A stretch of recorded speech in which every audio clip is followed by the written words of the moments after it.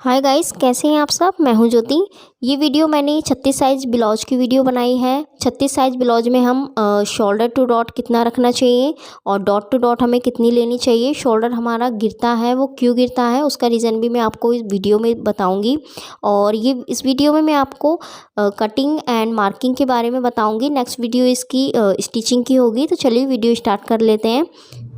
देखिए, अब हम कटिंग करेंगे। तो मैंने ये फैब्रिक को हमें नहीं रखना है, पहले हम लाइनिंग पे कटिंग करेंगे। तो मैंने लाइनिंग को इस तरीके से रख लिया है। अब देखिए, हम ब्लाउज की पहले हम लेंथ रखेंगे, ब्लाउज की लेंथ लेंगे। तो देखिए, यहाँ पर मैं ब्लाउज की लेंथ ले रही हूँ 13 इंच। मेरी ब्लाउज की तैयार लेंथ है, उसमें मैं हाफ इंच प्लस कर दूँगी। तो ये हो जाएगा मेरा 13.5 इंच। और मार्जिन मैं रख रही हूँ यहाँ पर 1.5 इंच। आप जितना मार्जिन लेते हैं अपने ब्लाउज में, उसके अकॉर्डिंग ही आप अपने अकॉर्डिंग ही मार्जिन रखिएगा। हम एक लाइन इस तरीके से ड्रॉ कर देंगे, इस तरीके से इसकी कटिंग कर लेंगे। कि दोनों पार्ट हम इसी तरीके से कटिंग कर लेंगे, back part and front part. यहाँ पर दोनों पार्टों की कटिंग कर ली है, and front end back part. तो इस तरीके से तीरे का निशान लगाएंगे। तो यहाँ पर मैं 36 चेस्ट के अकॉर्डिंग ही हम तीरा लेते हैं, चेस्ट के अकॉर्डिंग ही। तो मैं यहाँ पर 36 चेस्ट है, तो उसमें हम तीरा रखेंगे 6.25 इंच। क्योंकि इससे क्या होगा कि हमारा जो शोल्डर है वो गिरेगा नहीं, और चेस्ट के अकॉर्डिंग ही तीरा लिया जाता है। अगर आप तीरा ज़्यादा रखोगे तो आपका शोल्डर जो है गिरेगा, फिटिंग भी अच्छी नहीं आएगी। तो इस तरीके से आपको रखना है, जितना मैंने लिया है उतना ही आप रखिएगा। अगर आपकी 36 चेस्ट है, और हाफ इंच मैंने मार्जिन के लिए लिया है ऊपर की साइड से। इससे क्या होता है, ऊपर की शोल्डर वाली साइड से जब भी हम हाफ इंच एक्स्ट्रा लेते हैं मार्जिन के लिए, तो नीचे से हमारा जितनी हमने लेंथ ली है उसी फिटिंग अच्छी आती है, लेंथ हमारी परफेक्ट आती है, छोटी लेंथ नहीं होती। तो आपको भी शोल्डर से हाफ इंच मार्जिन लेकर इस तरीके से लेना है। और यहाँ पर चेस्ट के अकॉर्डिंग लिया जाता है। तो मैंने यहाँ पर आर्मोल 6.25 इंच लिया है, जिससे कि हमारी फिटिंग आर्मोल की अच्छी आएगी, स्लिप की। और हमारा जो शोल्डर है वो तीरे से इसके आर्मोल के अकॉर्डिंग भी गिरता है। तो वो तीरा आपका नहीं गिरेगा, ऊपर से शोल्डर जो गिरता है वो नहीं गिरेगा। तो आपको इतना ही लेना है। और एक बार आप इसको इस तरीके से बनाकर देखिएगा, जिस तरीके से मैं आपको मार्किंग बता रही हूँ एंड कटिंग बता रही हूँ, उसी तरीके से आपके ब्लाउज की फिटिंग बहुत अच्छी आएगी और फिनिशिंग भी बहुत अच्छी आएगी आपकी ब्लाउज की।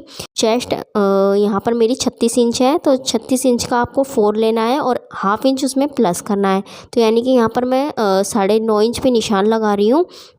इस तरीके से हाफ इंच हमारा, जब हम डॉट डालते हैं, डॉट में स्टिच करते हैं, तो उसमें वो एडजस्ट हो जाता है। तो हमें हाफ इंच एक्स्ट्रा लेकर चलना होता है। तो देखिए, यहाँ पर वेस्ट का निशान लगाएंगे। तो वेस्ट का 31 इंच, तो उसमें हम वेस्ट का हम 4 करेंगे तो आएगा 7.25 इंच। तो यहाँ पर हमें हाफ इंच प्लस करना है, तो यानी कि 7.25 इंच। तो मैंने यहाँ पर निशान लगा लिया है। और मार्जिन आपको 2-2 इंच का रखना है, जितना आप लेते हैं उतना रखिएगा। बट मैंने यहाँ पर 2 इंच का मार्जिन लिया है और इस तरीके से मार्किंग कर दी है। अब देखिए, यहाँ पर हम गोलाई करेंगे आर्मोल की। तो यहाँ पर आप या 1.5 या 1 इंच का ही निशान लगाइएगा और इस तरीके से गोलाई कर दीजिएगा। जिस तरीके से मैं कर रही हूँ इसी तरीके से राउंड शेप में करनी है आपको, ज़्यादा डीपली नहीं करनी है। इसी तरीके से कीजिएगा। बाहर वाली गोलाई हमने कर ली है।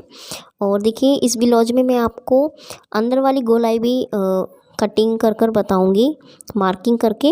तो देखिए, यहाँ पर मैंने इंची टेप को आपको इस तरीके से रखना है, और जितना आपका आर्मोल है उसका आपको हाफ लेना है, और अंदर की साइड से आपको हाफ इंच से भी कम निशान लगाना है। और इस तरीके से ऊपर वाली साइड से, हाफ इंच के ऊपर वाली साइड से सीधा निशान लगाना है, जिस तरीके से मैं लगा रही हूँ स्केल से। और नीचे वाली साइड से हम गोलाई कर देंगे। तो ये हमारी अंदर और बाहर की गोलाई हो गई है, फ्रंट एंड बैक की। और हम स्लिप में ये गोलाई नहीं करेंगे, क्योंकि मैंने यहाँ पर ब्लाउज में, तो हम स्लिप में नहीं करेंगे। इसका रीज़न मैंने आपको पहले वाली वीडियो में भी बताया था। अगर हम ब्लाउज में गोलाई देते हैं अंदर वाली, तो हम स्लिप में नहीं देते हैं गोलाई। और अगर हम स्लिप में दोनों गोलाई देते हैं तो ब्लाउज में हमें एक गोलाई देनी होती है। तो यहाँ पर मैंने ब्लाउज पे 2 गोलाई दे दी, तो स्लिप में मैं आपको स्लिप में 1 गोलाई देनी है। डॉट का निशान चेस्ट के अकॉर्डिंग ही लगाया जाता है। तो यहाँ पर देखिए मैं डॉट टू डॉट में यहाँ पर 3.5 इंच लेना है, और शोल्डर टू डॉट यहाँ पर हम लेंगे 10 इंच, और इस तरीके से एक मार्किंग कर देंगे। अब हम डॉट का निशान लगाएंगे। तो यहाँ पर 1.5 इंच की हमें डॉट रखनी है, और चेस्ट के अकॉर्डिंग ही हम डॉट का निशान लगाते हैं। फ्रंट साइड पे जो हम डॉट का निशान लगाते हैं वो चेस्ट के अकॉर्डिंग ही लगता है। तो देखिए यहाँ पर 1.5 इंच का हमें इस तरीके से निशान लगाना है दोनों साइडों पर। इस तरीके से डॉट का इस साइड भी हम डॉट पर 1.5 इंच का ही निशान लगाएंगे, और यहाँ पर देखिए हम 2 इंच का निशान लगाएंगे। यहाँ पर हमें 5 इंच का निशान लगाना है। हम यहाँ पर इस तरीके से चौक से इस तरीके से गोलाई करेंगे। अगर आपकी इसी तरीके से गोलाई आती है तो आपका निशान सही है, अगर इस तरीके से आपकी गोलाई नहीं आई तो आपका निशान गलत है, आपको दोबारा निशान लगाइएगा। और देखिए इस तरीके से एक बार इंची टेप से इस तरीके से आपको नापना है। 3.5 इंच ही हमारा यहाँ का गैप आना चाहिए दोनों का। और इस तरीके से अब हम स्केल से लाइन इस तरीके से ड्रॉ कर देंगे चारों साइडों पर। इस तरीके से ही करना है आपको। पर मैंने इसको आर्म होल को कटिंग नहीं किया था, तो मैं यहाँ पर पहले आर्म होल कटिंग कर रही हूँ। तो इस तरीके से आर्म होल को इस तरीके से कटिंग करना है। हम बाहर वाली साइड ही कटिंग करेंगे पहले।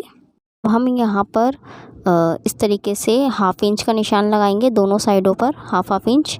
और यहाँ पर हम सेंटीमीटर का निशान लगाएंगे। 1 सेंटीमीटर इस वाली साइड, 1 सेंटीमीटर उस वाली साइड पर लगाएंगे। और यहाँ पर भी हम 1 सेंटीमीटर का ही निशान लगाएंगे। और इस तरीके से यहाँ पर भी 1 सेंटीमीटर का ही निशान लगाएंगे। तीनों डॉटों पर हमें 1 सेंटीमीटर का निशान लगाना है, और नीचे वाली डॉट पर हमें हाफ इंच का निशान लगाना है। और इस तरीके से अब हम मार्किंग कर देंगे। देखिए मार्किंग हमारी यहाँ पर कंप्लीट हो गई है। इसी तरीके से निशान लगाना है, और बैक वाले पार्ट को हम साइड कर देते हैं, और फ्रंट वाले पार्ट की हम कटिंग करेंगे आर्म होल की गोलाई की। तो देखिए यहाँ पर इस तरीके से कटिंग कर लेंगे अब आर्म होल की गोलाई की। देखिए इस तरीके से हमें फैब्रिक को रखा है मैंने, मेन फैब्रिक को, और इस तरीके से लाइनिंग को रखना है। और इस तरीके से हम निशान लगाएंगे, और निशान लगाकर इस तरीके से हम इसकी कटिंग कर देंगे।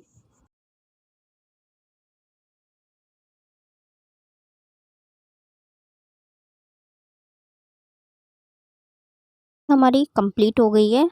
और अब हम यहाँ पर देखिए इसके 2 पीस कर लेते हैं फ्रंट वाले पार्ट के। तो इस तरीके से देखिए लाइनिंग के हम 2 पीस करेंगे, और मेन फैब्रिक के भी हम 2 पीस कर लेंगे। ये बैक वाला पार्ट लिया है, और इस पर मैंने इस तरीके से निशान लगा दिए। जितनी हमारी लेंथ थी उसके अकॉर्डिंग मैंने ये निशान लगाया है। और 1/2 इंच मेरा ये एक्स्ट्रा था, क्योंकि यहाँ पर मैं 1 इंच यहाँ पर मार्जिन ले रही हूँ बैक वाले पार्ट पर। तो ये 1.5 इंच का लिया था मैंने फ्रंट वाले पार्ट पर, तो 1/2 इंच मैं इस तरीके से कटिंग कर लूँगी। बैक वाले पार्ट पर भी हम इसी तरीके से निशान लगाएंगे डॉट टू डॉट का, और शोल्डर टू डॉट भी हम जितना हमने फ्रंट वाले पार्ट पर लिया था उतना ही हमें बैक वाले पार्ट पर भी लेना है, यानी कि 10 इंच शोल्डर टू डॉट, और डॉट टू डॉट हमें 3.5 इंच रखना है। और इस तरीके से हमें मार्किंग करनी है एक, और मार्किंग करने के बाद एक, और यहाँ पर हम हाफ इंच का निशान लगाएंगे दोनों साइडों पर, और यहाँ पर भी हम इसी तरीके से मार्किंग कर देंगे। और हमारी दोनों डॉटों में गैप हमारा 7 इंच आना चाहिए। तो यहाँ पर आप एक बार चेक कर लीजिएगा, अगर आपका 7 इंच आ रहा है तो आपकी डॉट ठीक है, अगर कम या ज़्यादा है तो आपको डॉट ठीक कर 7 इंच ही लेना है। और इस तरीके से मैंने ये फ्रंट वाला बैक वाले पार्ट को भी इस तरीके से रख लिया है। और यहाँ पर इस तरीके से मार्किंग करनी है आपको, और मार्किंग करने के बाद यहाँ पर हमें फैब्रिक को भी कटिंग कर लेना है इसी तरीके से 6.5 इंच, और नेक की चौड़ाई मैंने ली है 2.5 इंच। तो इस तरीके से एक मार्किंग करेंगे, और इस तरीके से एक लाइन ड्रॉ कर देंगे। और लाइन ड्रॉ करने के बाद यहाँ पर देखिए हमें बैक नेक मैंने 1 इंच बड़ा रखा है, यानी कि 7.5 इंच। तो यहाँ पर देखिए इस तरीके से 1 इंच का निशान लगा लेंगे, और एक बार हम चेक कर लेंगे। 7.5 इंच ही आ रहा है हमारा। तो देखिए मेरा ये 7.5 इंच ही आ रहा है। तो इसी तरीके से हमें निशान लगाना है और निशान लगाकर इस तरीके से एक लाइन, इस तरीके से 2.5 इंच का निशान लगाकर लाइन ड्रॉ कर देना है। और इस तरीके से हम लाइन ड्रॉ कर देंगे और इस तरीके से नेक की गोलाई कर देंगे। और नेक की गोलाई करने के बाद यहाँ पर हम बैक नेक की भी गोलाई कर लेंगे। इस तरीके से राउंड शेप में ही हमें गोलाई करनी है। अगर आपको गोलाई करना हाथ से नहीं आता तो स्केल भी आता है गोलाई करने का, तो आप वो स्केल भी यूज़ कर सकते हैं और इस तरीके से गोलाई कर सकते हैं। परफेक्ट आपकी गोलाई आएगी स्केल से। तो इस तरीके से मैंने गोलाई कर ली है।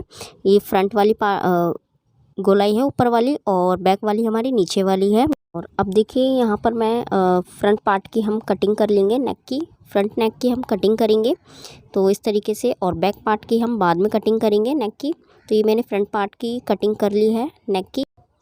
बैक पार्ट की कटिंग करेंगे नेक की। तो देखिए जिस तरीके से मैंने यहाँ पर फ्रंट पार्ट पे निशान लगाया हुआ है नेक पर, तो इसी तरीके से हम बैक पार्ट पर भी इस तरीके से पहले हम एक निशान लगाएंगे। जिस तरीके से मैं लगा रही हूँ उसी तरीके से आपको लगाना है।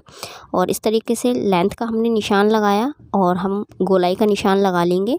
इस तरीके से गोलाई का निशान लगाकर इस तरीके से अब हमें यहाँ पर 2.5 इंच पर एक निशान लगाना है। इसकी चौड़ाई हम 2.5 इंच इस तरीके से चेक करेंगे और निशान लगाकर एक बॉक्स बना लेंगे।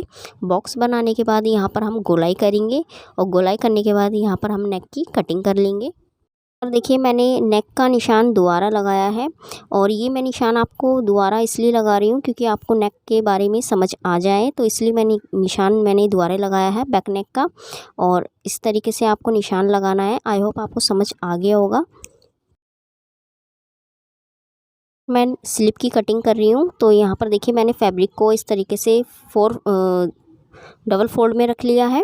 और यहाँ पर देखिए इसकी चौड़ाई मैंने ली है 10 इंच और इसकी लेंथ मैंने रखी है 5 इंच। 4 इंच मुझे स्लिप तैयार चाहिए, तो हाफ इंच का मैंने मार्जिन लिया है नीचे वाली साइड से एंड ऊपर वाली साइड से। और यहाँ पर मैं 2.5 इंच का निशान लगा रही हूँ और इस वाली साइड से हम 2 इंच पर निशान लगाएंगे।